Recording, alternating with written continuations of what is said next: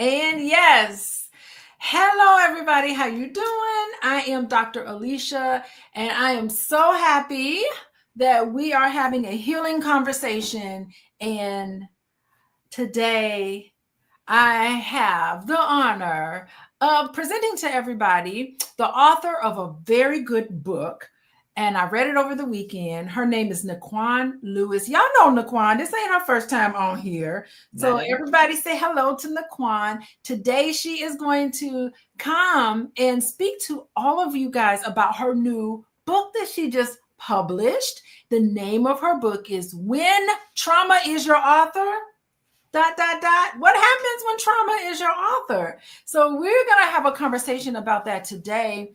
We're going to have a conversation about how you are going to be able to recognize if trauma is playing an active role in your current situation. I know some of y'all out there, this is just who I am. Accept me for who I am. But maybe part of who you are is an attachment to all of the things you needed to become because of your trauma. Maybe who you are is something beyond that. So today we are getting ready to grow. So buckle up. We about to get bigger, and we're gonna take you on this ride today. So welcome to Nikquan, and I just want you to let us know, how were you inspired to write this book, When Trauma is Your Author, and how does it relate to you, your personal experiences and your professional experiences? Yes, ma'am. So hey y'all. Thank you so much for having me back, Dr. Alicia. I love to always chat with you and coming on Fly Nubian Queen, speaking to the people. And so here we are. When Trauma is Your Author, the price your relationships pay and how to reclaim your story. That is the full title. And so a number of things inspired me to write this book. This book has always been in me. This is a resource that I wish was available when I was coming up, as somebody who was raised in abuse, domestic violence, addiction, all the things that comes with that, right? And so all of that comes into your parenting, your relationships. I was also a teen mom. I had my daughter. I have two children, both adults. Adulting, young adults is ghetto, but we'll get into that because that also is covered in the book. But I had my first child at 18 out of a lack of information, and also some risky behavior as a result of past trauma, right? And so not knowing that trauma was writing my story, and how that comes into your marriage, how it comes into your friendships, how it shows up at work, right? All of those experiences, and becoming a therapist, because I knew early on when I had my daughter at 18, and she had special needs at that time. And so I'm an 18-year-old, I don't have support. I got this baby, she's, has all these needs. I knew then that my story has to change. I cannot repeat the things that I've seen growing up, because my legacy means more. I need to be better for them. And so all of those experiences led me to become a relationship and sex therapist, because I wanted to dismantle the shame and the lack of education around sexual health, especially in our community. And so all of those things influenced my decision to be a therapist, and ultimately empowered me to write this love letter to the fellow disruptors who have decided that, yeah, I may have had a rough start, but I'm going to take the pen back from trauma and write a story that is rooted in my values, principles, and morals, and not just what I've been through. This is so beautiful, Nikquan. And I just want to encourage everybody here today that your past does not always have to dictate your future. You can decide what kind of life you want. If you want to live a life of peace, if you want to live a life of where you're living mindfully, If you want to live a life where you are fulfilling your purpose, you know what your purpose is in life. If you want to live that kind of life, it is possible for you. I think what Nikquan is saying is that some of these past painful memories get in the way of you becoming what you want to become. All of you all are capable of being in a healthy relationship with another person. You have that capacity. You have the capacity to show up at work and to be a valuable citizen of this world. Those are possible for you, no matter what your background is. It does not have to dictate who and what you are. But if you're not able to recognize it, you're going to find yourself frustrated and stuck and depressed and sad. All of these things happen to you when you're not able to be aware. What advice do you have for somebody to just raise awareness? There's a bunch of people walking around pointing the finger. Racism on the job. Not to say that racism doesn't happen. They're pointing the finger about these people don't understand me. These men ain't no good. These women ain't no good. You can't trust nobody. They see the world as dangerous. That's a sign of trauma. So what would you say to somebody to help them kind of raise awareness of how does it look when trauma pays the price in your relationship? What does that even look like? So, hi Ursula. Thank you for joining the conversation. Yeah. Okay, so for anybody out there who needs a resource to recognize if trauma is still writing your story and kind of where you are on that journey, go head on over to whentraumaisyourauthor.com and there's a free assessment. Mm-hmm. But here are some things. Now, all the things that you said, Dr. Alicia, while some of that is true, right? Racism, some relationships is ghetto, there's pee in the dating pool, all of those things may be the case. But being able to identify the role that you play. Yes. And how you impact your relationships, what is motivating your decisions, that is how you will understand what role trauma is playing. For example, if you are a person who keeps picking the same partner over and over, you pick partners who mirror your wounds and not your worth, that's a sign that trauma may be writing your relationships. If you are in friendships where you continue to pour and there's no ROI for you, that's a sign that trauma may be influencing and impacting your relationships. If you go to work, understand that when we clock out at work, trauma doesn't clock out when we do. Okay. Mm-hmm. If you are a person that's at work and you play small because maybe growing up you learned that your voice didn't matter, and so you shrink and you let other people take credit for your work, that may be, there's a chapter in the book that is literally when trauma follows you to work, right? Mm-hmm. And so those are signs that trauma may still be impacting you and your relationships. Oh, I think that's so great because a lot of times people aren't able to look at their part in things because they come from so much shame. Yeah. To be able to look at that would mean they would have to take ownership of some of the things in their life. It is so difficult for people to do that. And it's just like when I meet with clients, like we can't control the world. We can't control what happens. What you can control is you. Yes. You control yourself, how you respond to people. You can see the patterns is one thing, but then you can make the conscious decision to do something different. So how do you deal with shame?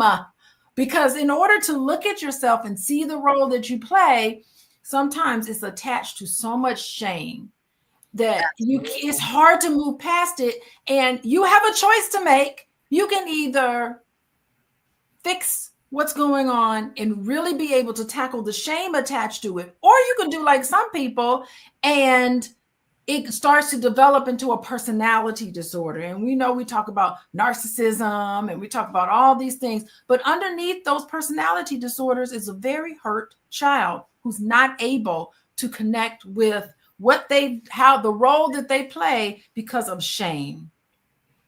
Because of shame, but also lack of skill, yes. Right? The first step is awareness. But it's not enough. You can't stop there. It's what are you going to do with it? And it's not enough to even say you can fix it. Does this person have the skill set to do so? And a lot of people don't. Accountability is something that is taught. It is a skill.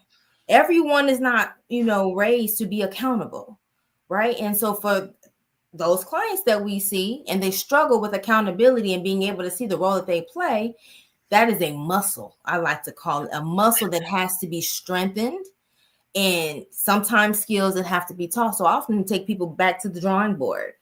What does accountability look like? Right? How do you build it? How do you take accountability for the things that you play? Because I teach every single person that comes in my virtual doors, Yes. It always takes two to break down a relationship. And sometimes that's what you accept, and sometimes that's your direct behavior. So being accountable to the role that you play is also empowering. Because like you said, you can't change anybody else, but you can change how you show up. Oh my God, that's so great. I see more people coming in here. And so I just wanted to welcome everybody and just say, I'm having a great conversation today about an author of a new book that came out called When Trauma is Your Author. And what's the other half of it? When trauma is your author, what happens? The price your relationships pay and how to reclaim your story. We're taking the pin back. Yes, the price relationships pay and how to reclaim your story. We're going to talk about reclaiming your story because we all have had all of it. You know what? I'm sorry. Just being Black mean we got to have some trauma. Let's just face it. And, our history, racism, historical racism, all of those things play a big part. And you talk about that in your book. But I want to encourage everybody to go to the website, when trauma is your author.com, and check out this book, take the assessment, and then get that book. It's on Amazon too. Nikquan Lewis, Nikquan, Nikquan Lewis. She's the only one in the world probably with that name, so you can't miss her. Be sure to get that. And everybody, what do y'all notice? I want to say hello to everybody and let us know what happens when what price does relationships pay? Ursula's in here talking about don't stay stuck. So Ursula's saying sometimes we are stuck. Yes, in relationships. It's an illusion to be stuck in relationships.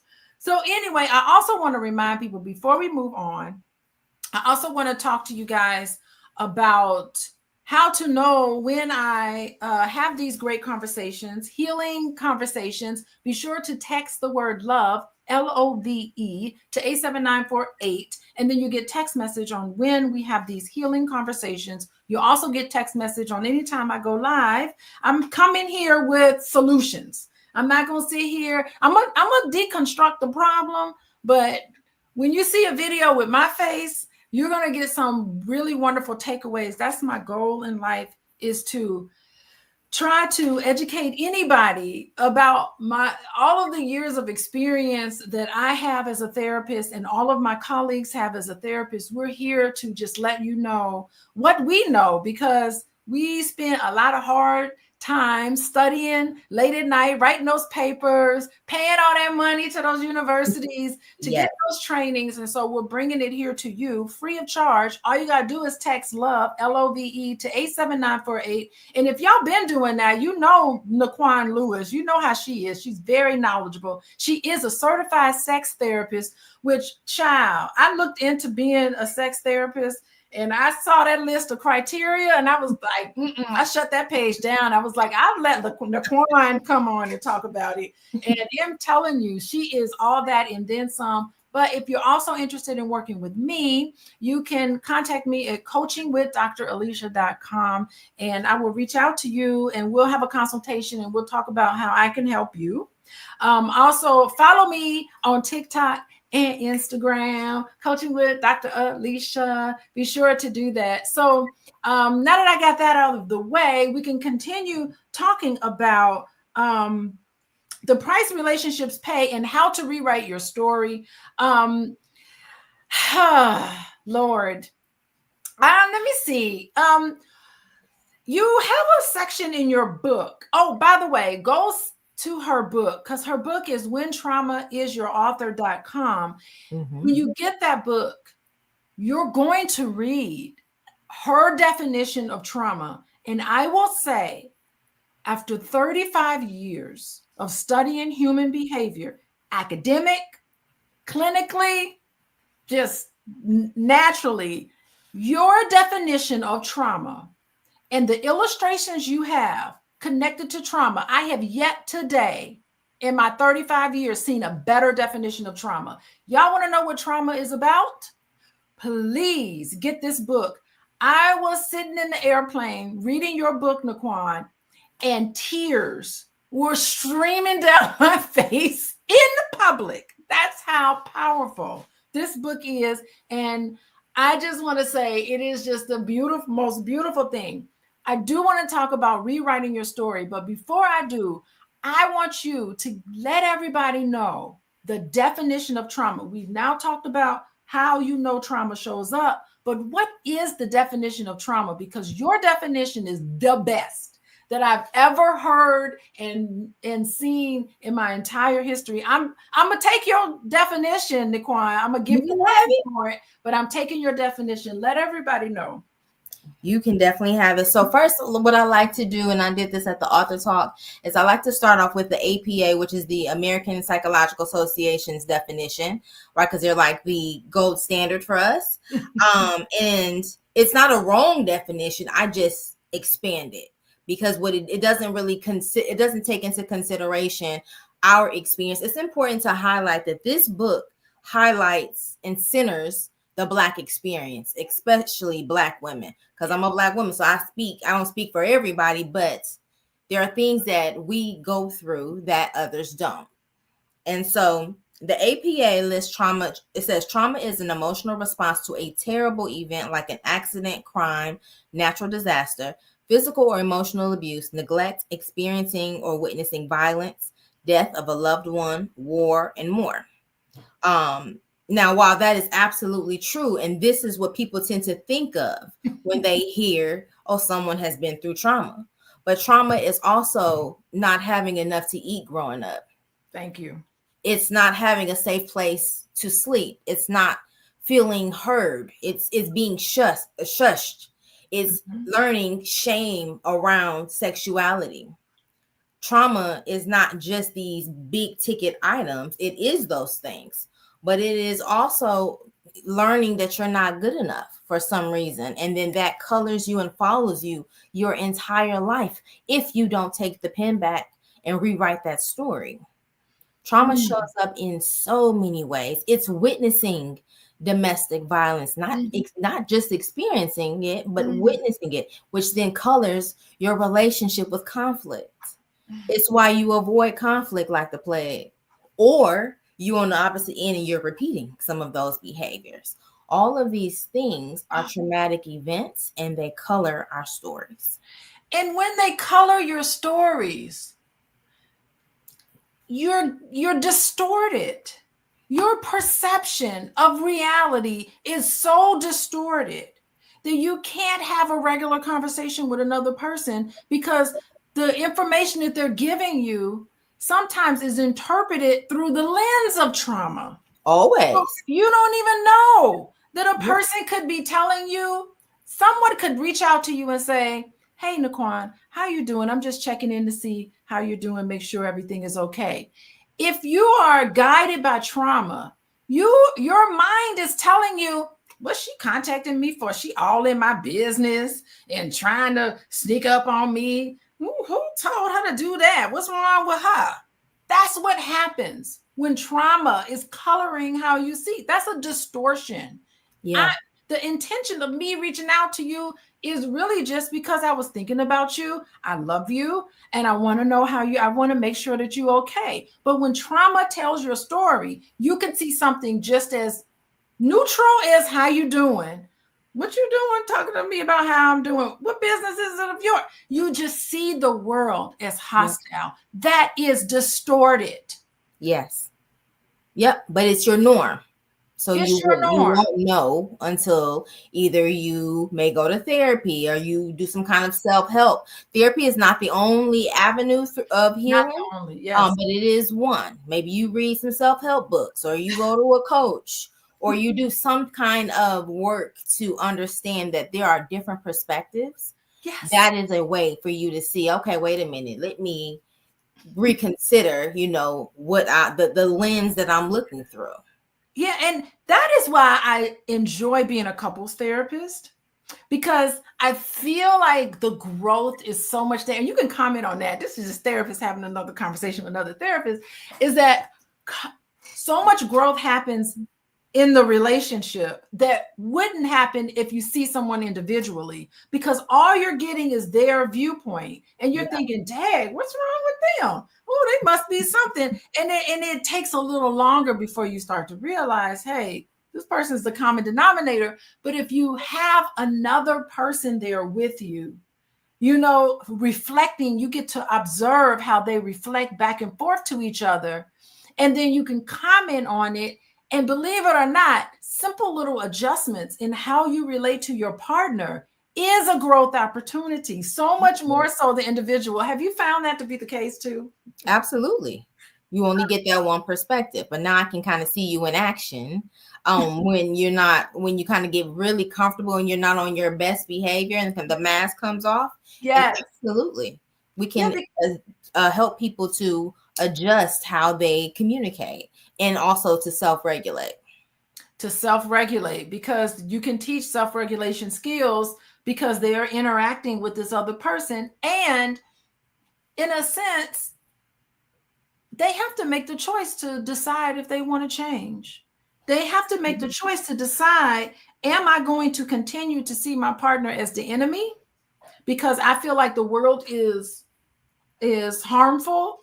This person is, my next of kin. Am I going to change? I have to make the decision. Am I going to see my partner as a threat, or am I going to make the choice to see my partner as a potential ally? I like to extend that. Yes. I'm with that Yes. 100%, but the partner also has to make it a safe space. So it's Right. both people, right? It's Yes. making the decision to be us against the problem. But Yes. both have to subscribe to that, right? And both Mhm. have to have the emotional safety or create the emotional safety and protect the emotional safety in order for that to happen. Yeah, and to do that is going to take a lot of dialogue. It takes a lot of work. It really takes two people to make that commitment. I really love that. I don't want to get off into a tangent into couples, because that's the couples area. I could talk about that all day, trauma and your relationships. But I want to talk about taking the pen back. Like your book, which was so beautiful, emphasizes rewriting your story. Yeah. And it's, what does this process of reclaiming and controlling your narrative, what does that look like? Okay. Hey y'all. Come Hey. on in, come on in. So I am a licensed marriage and family therapist. I'm a licensed professional counselor, and I'm a certified sex therapist. And my training is in one of my main theories is in narrative therapy. I teach people, specifically Black women, how to reauthor their stories with sex and a number of things. And so in order to take your story back or reclaim your story, it starts with reauthoring, which means that you have gained the awareness, you have gained the skill set to interrupt the unhealthy patterns that trauma has passed down to you.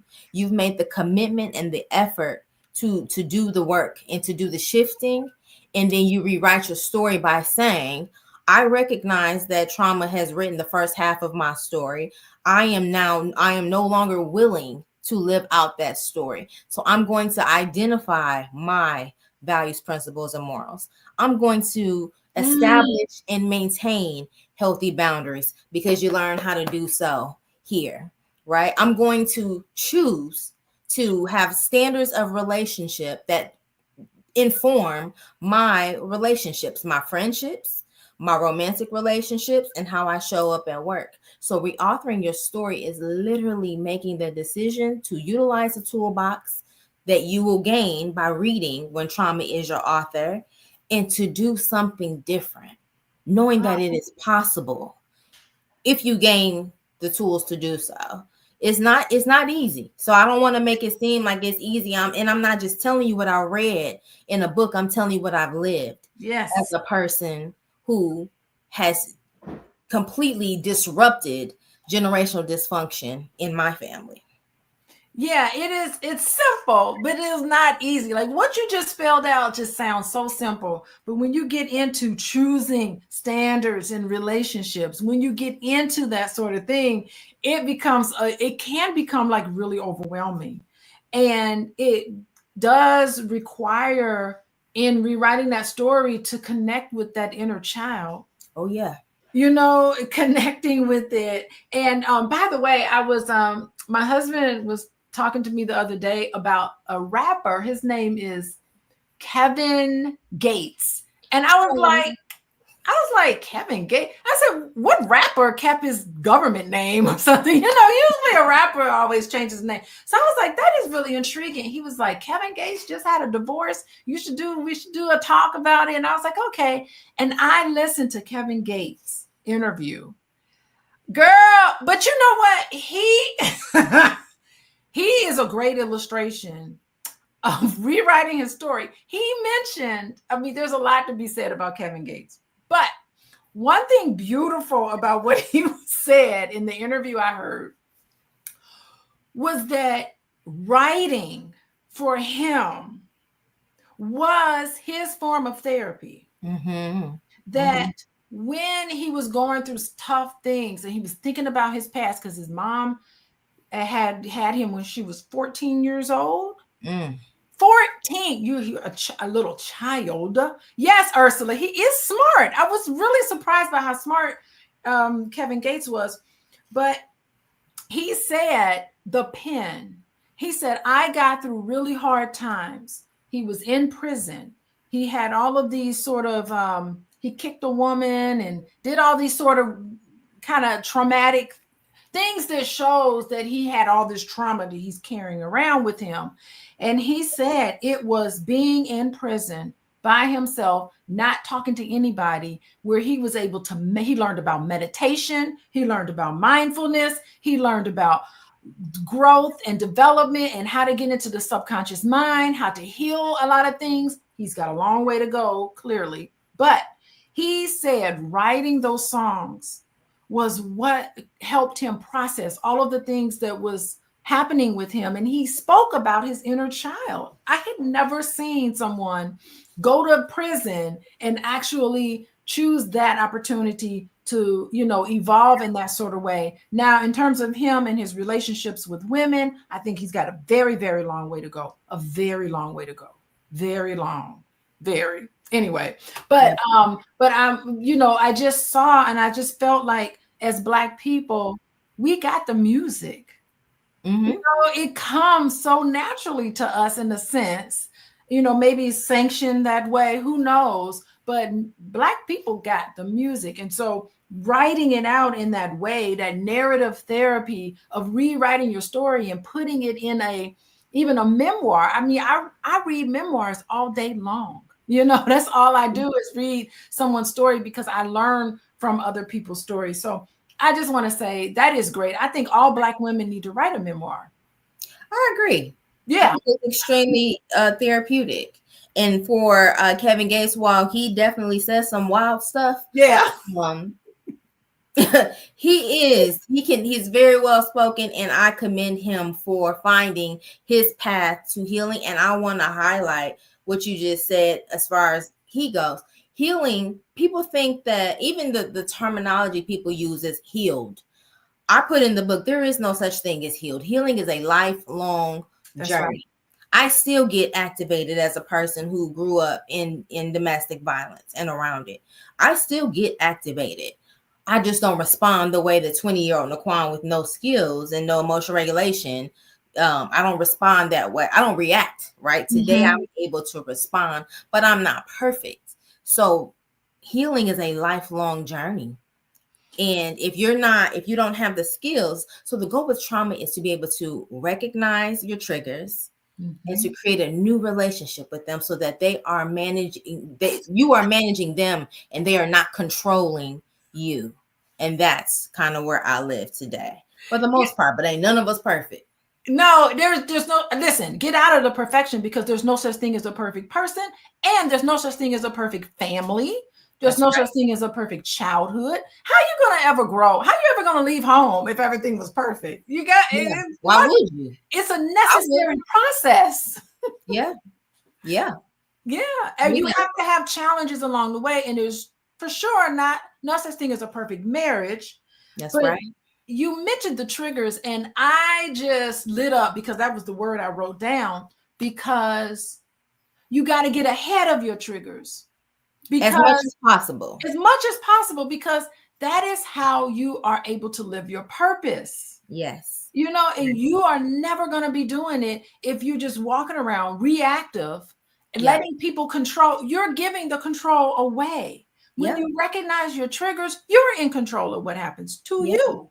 Yeah. You know, you're able to anticipate, okay, when this happens, I'm going to do this, and I'm not going to get me off my path, because I have a life to live. I have these values, these Yeah. principles that I'm going to adhere to. I have a covenant, you know, and I'm nothing's going to get me off my path. And what is that the triggers will do that if you're not even cognizant of it.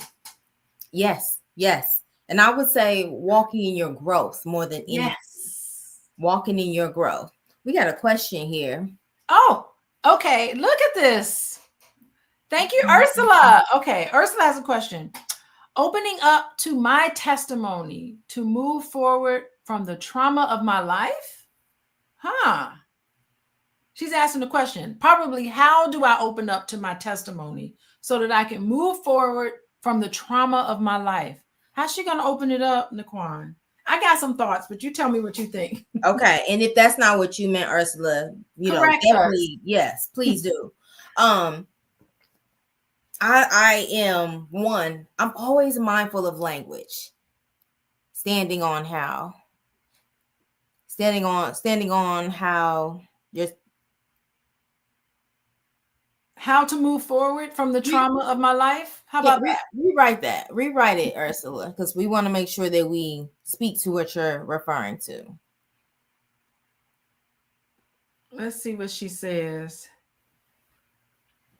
Moving forward from the trauma of my life. What would you say to somebody who needs to move forward from the trauma of their life?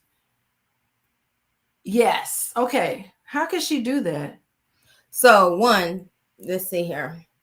So it depends on, the journey is the same. One is recognizing that it's a journey. It's recognizing that it's a journey. It's being kind to yourself.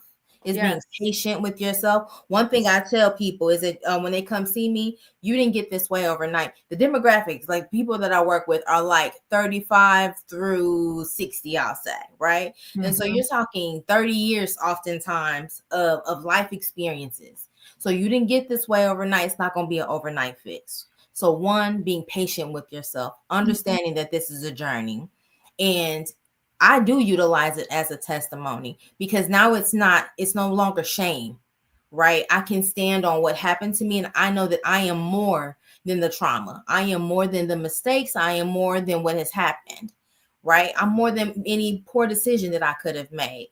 And I externalize. So being a narrative therapist, I do what's called externalizing, which means separating. I am here. Trauma is over here. I am not a traumatized person. I am a person that has experienced trauma. I am not a depressed person if I dealt with depression. I'm a person that has depressive symptoms.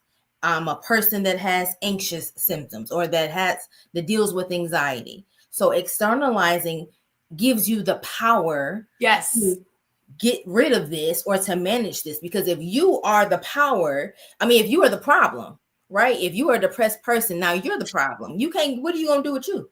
Right? You can't get rid of you. But if you separate the two, now I can treat what's going on here.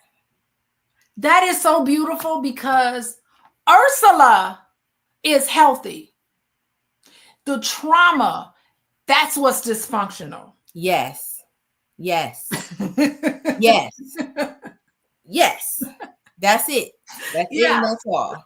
It is trauma's fault. So we like Yeah. don't even put trauma in a chair over here and act like Yeah. they're here. And I'm talking to trauma, right? As if they are the problem, not me.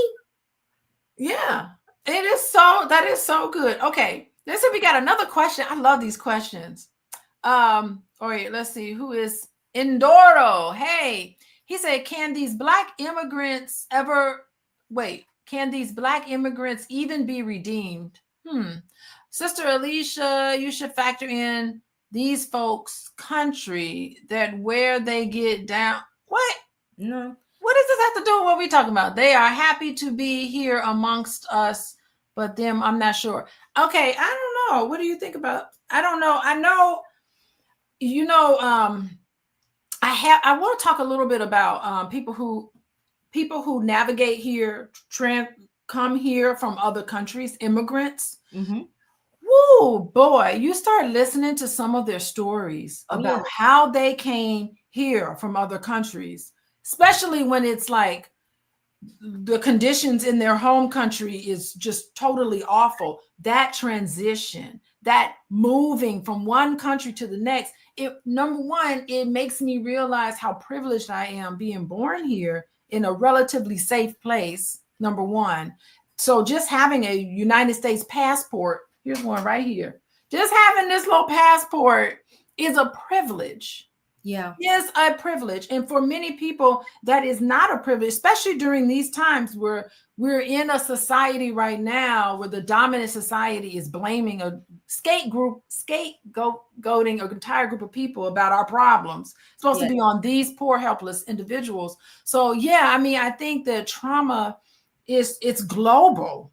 It is. You know, it's not just here, it is global. And Black people have been on the receiving end of a whole lot of mess. Yeah, absolutely. Comment on that. So let's highlight Ursula responded, and Okay. you want to? Oh yeah, let's see what Ursula says. Okay. I know that I have to open up and be able to accept my testimony and not be sensitive to it because I've never shared it with anyone, but they consider me one of the strongest. But they don't even know how I got to be strong because I didn't want to allow myself to continue to live like what I've seen in my family. Yeah, this is really heavy.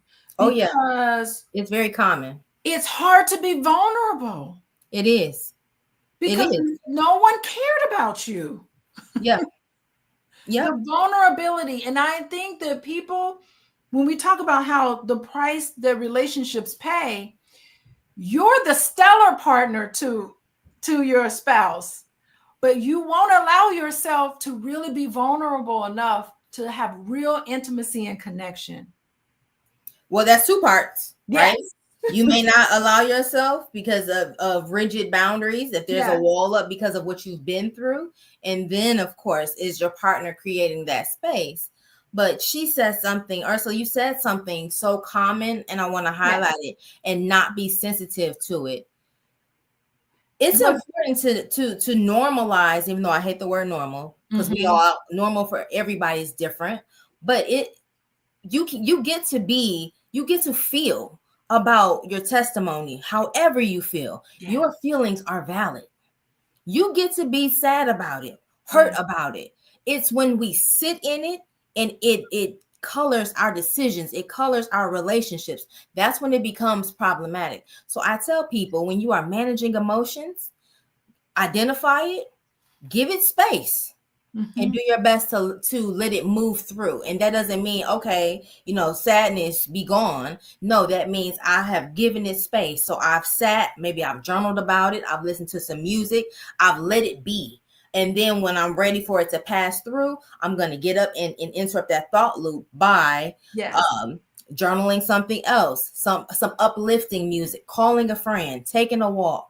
Right? Doing some kind of self-care that helps me to interrupt that thought loop. But I don't want you to think that you don't get to be sensitive about it. You can feel the way that you feel, but if your feelings are, if you are doing more reacting, which is emotion based, instead of responding, which considers the logical part of your brain and your emotions, that's indication that you're not regulating your emotions. That's what gets us into problems. How you feel is not the problem. How you exhibit it gets us into trouble.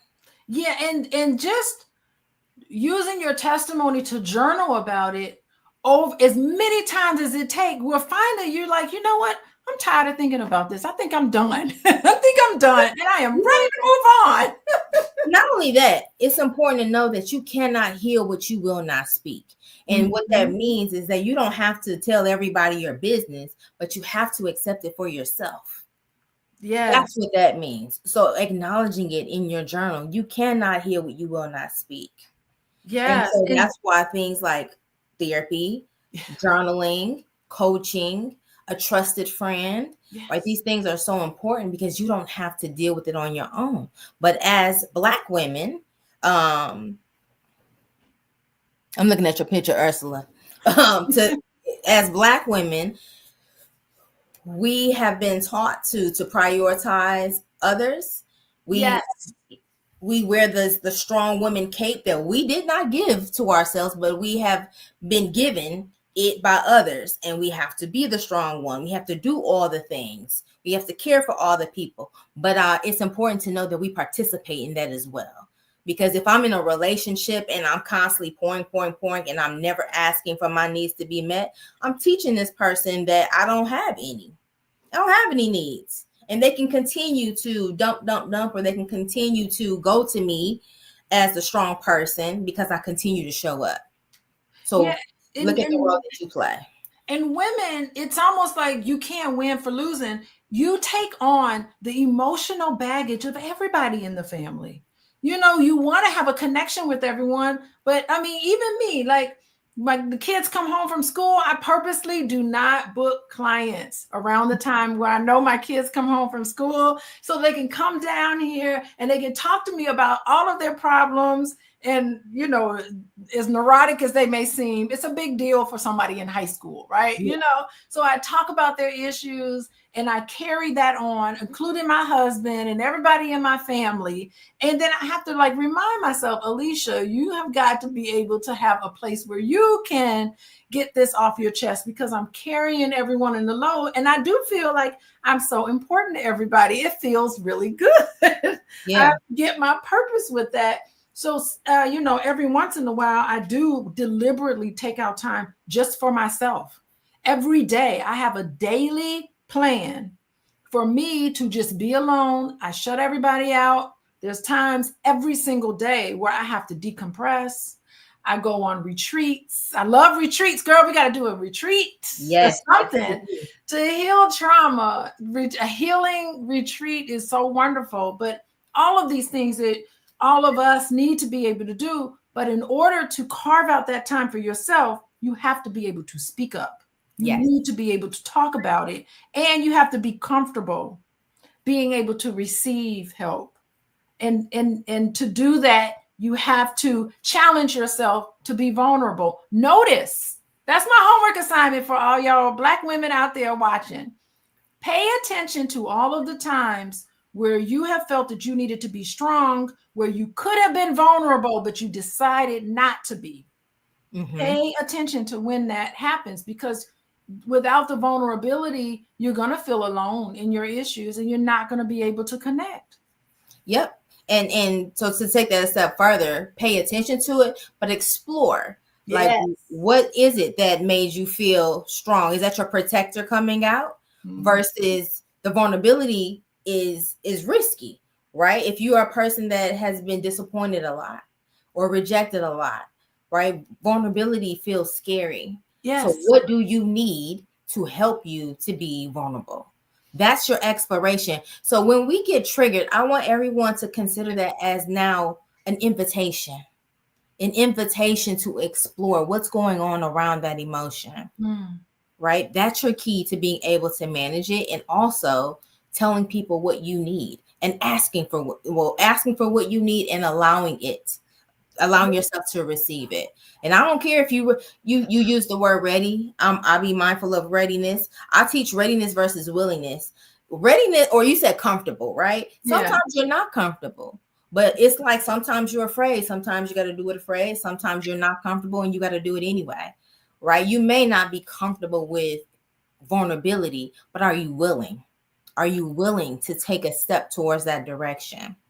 Let me tell you how difficult that is. Because when I ask for what I need, and another person who I trust says, yes, I'll give you what you need, that means I have to wait around for them to actually deliver it. And sometimes that is very, very hard for people to do. They just would rather just do that waiting around, that gap between you asking for what you need and that person saying, yes, I will deliver it. Between that commitment and the deliverance, it is like an eternity, and it is the most frightening situation for many people who aren't accustomed to that. Yes. Woo, that's a big ask. That's me. And then guess what? I'm going ahead and do it on my own. I'm going to do it on my own. And it's funny because you ask for what you need and then the other person says yes. And you just be like, screw it. I just do it by myself anyway. And how that other person feels like, dang, you didn't think I was going to come through for you like I said I would? They were like, I don't know. I can't trust it. So, yeah.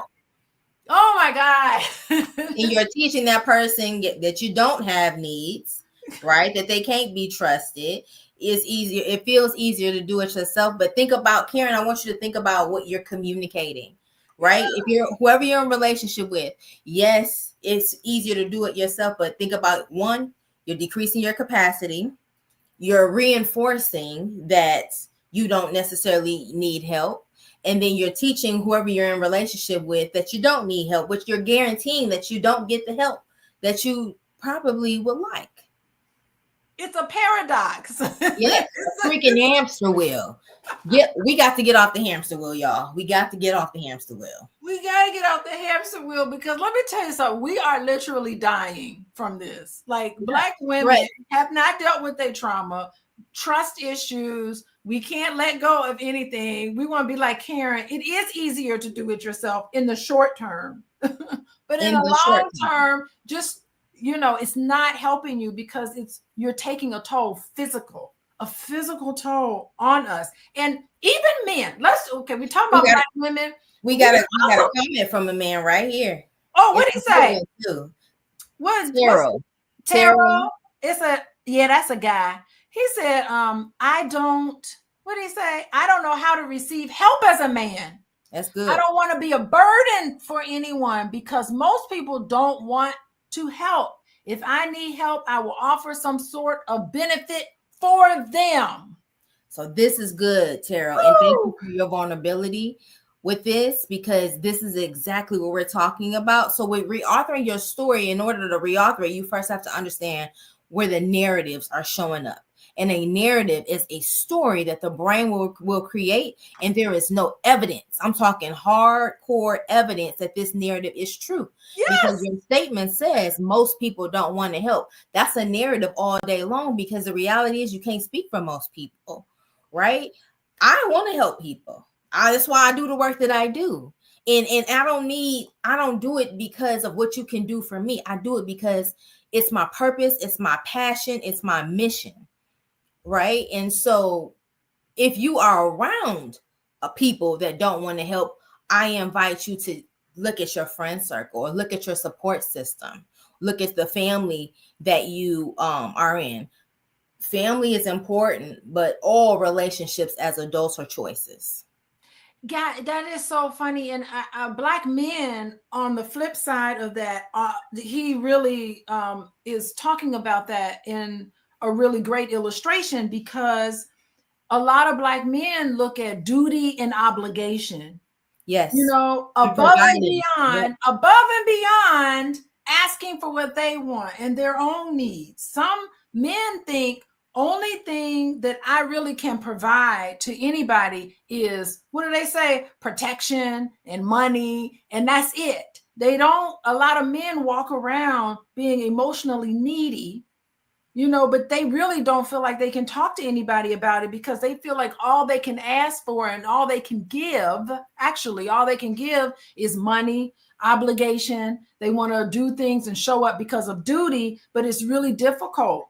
And they put all this pressure on themselves. I read a study. Society puts a pressure on them. Creates that. How can we not? And I read a study that said that your blood, when you have high blood pressure, only like 15% of high blood pressure is explained medically. 18% of high blood pressure is emotional. I believe it. That is the pressure that you're putting on yourself, and there's no good release of that, and that it has an effect on your body. I thought that was something that I never thought that much of a percentage would be something that can't even be explained medically.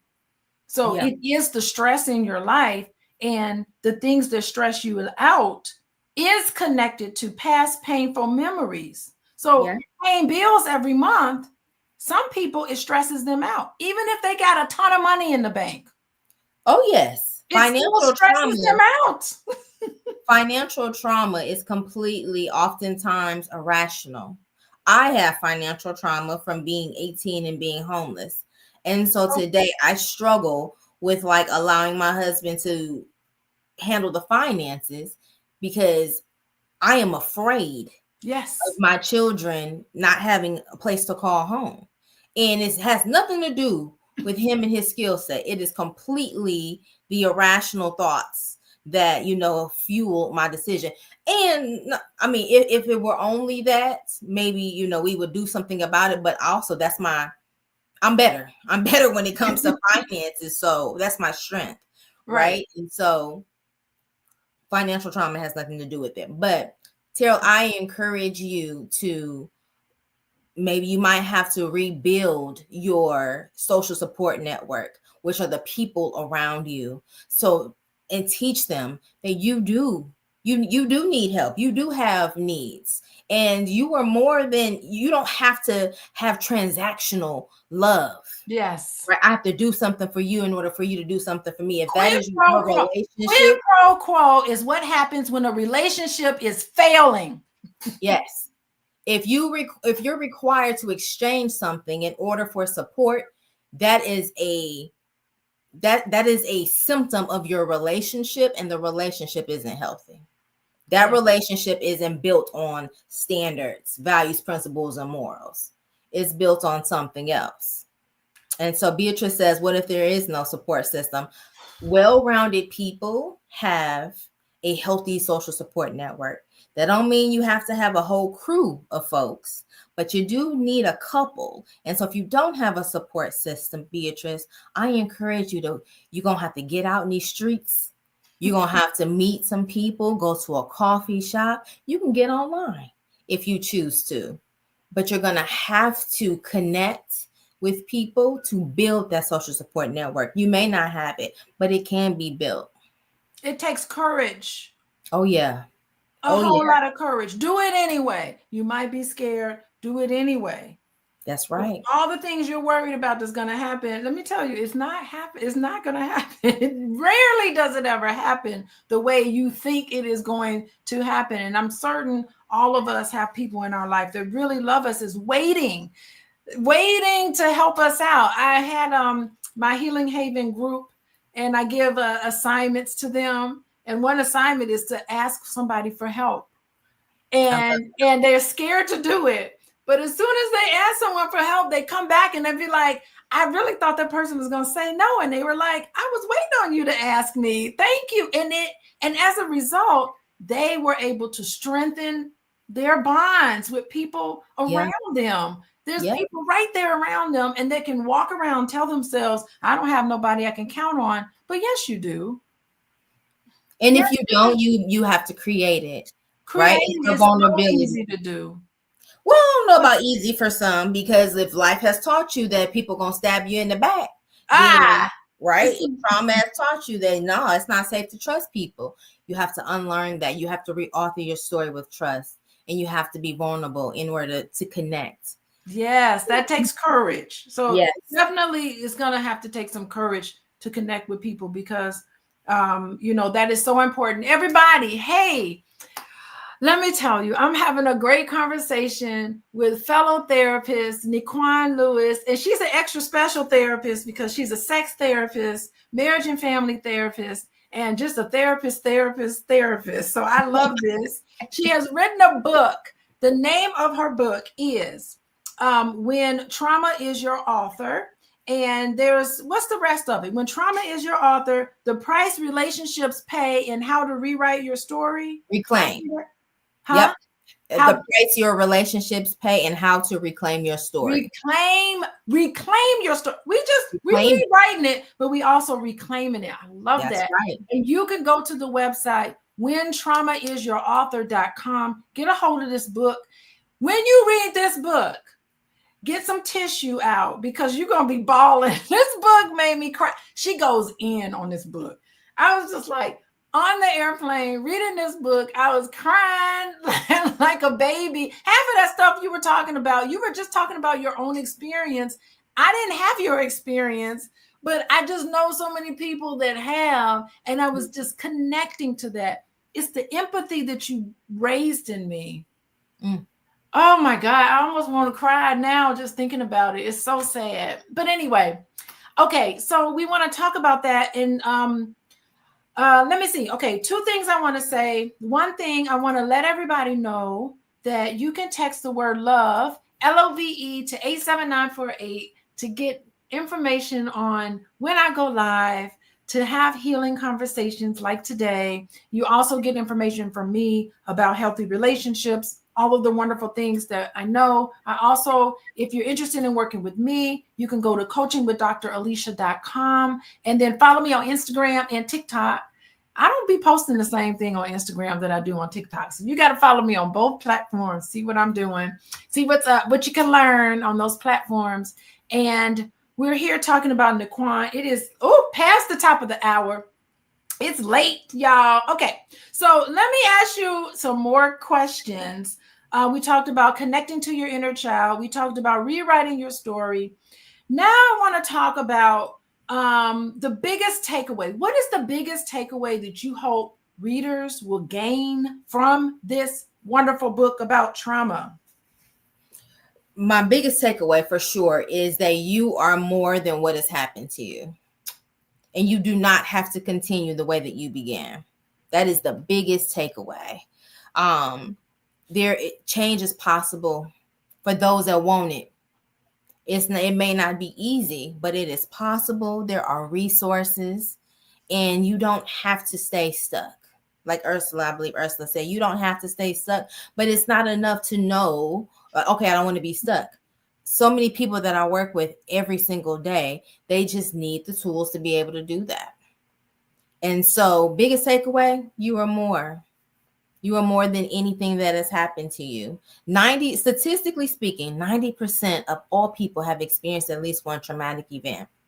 That is almost all of us. And what that means is that we are walking around with stories that we didn't even write. But you can take the pen back if you are ready and willing to do the work. So again, if you don't know where you are on your journey with trauma, and also be mindful of language. It's not my trauma. It is your trauma. Trauma doesn't belong to you, and it doesn't have to continue writing your story.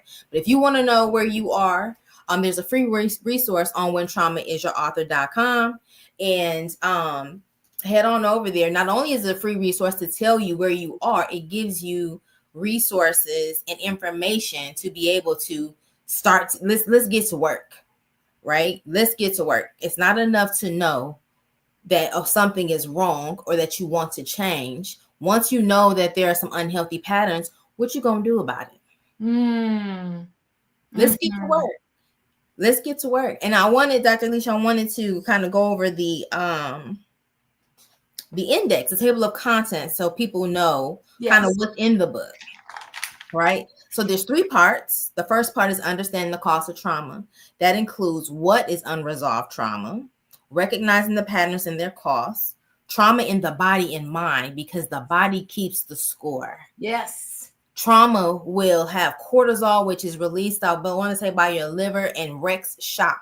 It is a hormone that will ruin organs and all kind of things. This is what happens when your body is stressed, right? Trauma can impact migraines, stomach issues, all kind of things that you may think is just because you getting old, but no, it's because you got unresolved trauma and it's stressing you and your relationships out. Parenting while healing. Listen, as a parent of 2 adult children, parenting while healing myself has been a journey, an absolute journey. And so if you are a parent and you are still doing your healing work, this chapter is for you. Friendships and the strong friend mask. I get a lot of reactions out of that because those of us that continue to show up, just letting people pour, and you never ask for anything, and then you wonder why you running on E, because you participate in that, right? So, but guess what? You don't taught people how to treat you, and that you didn't have any needs. You can teach them something different. Okay.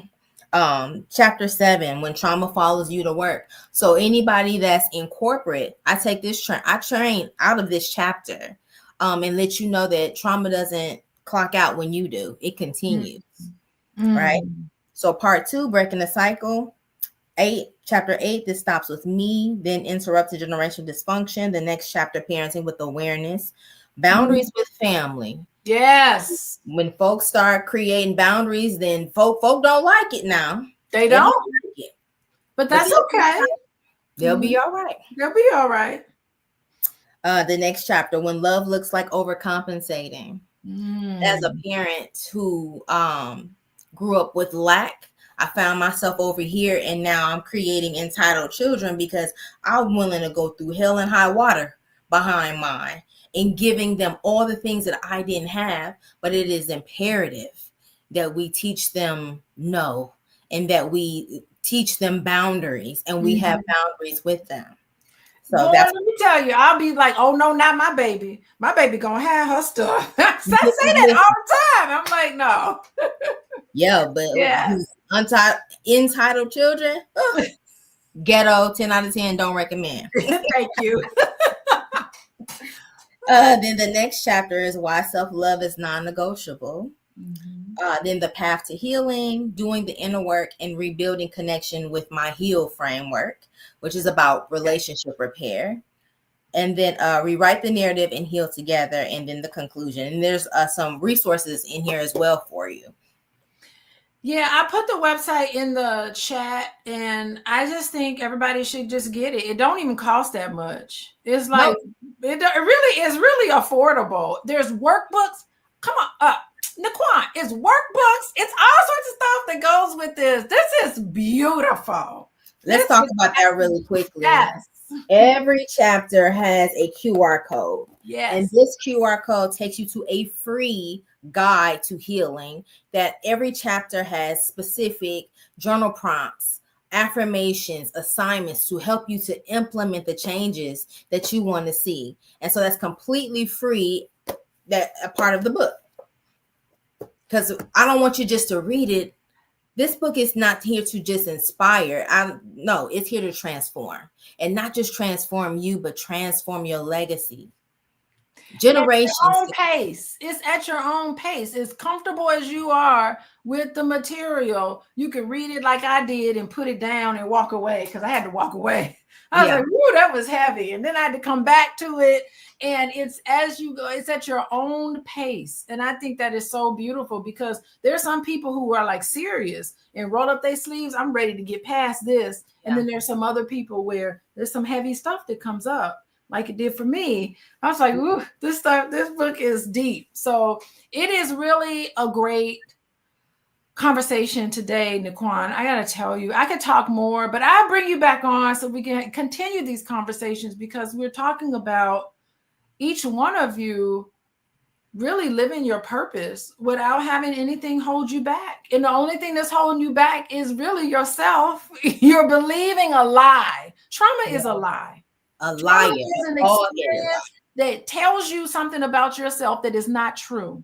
That's right. And you start to believe it. That's really what it is. And this book will help you get past that. Yes, Keisha, I should make this part of my book club.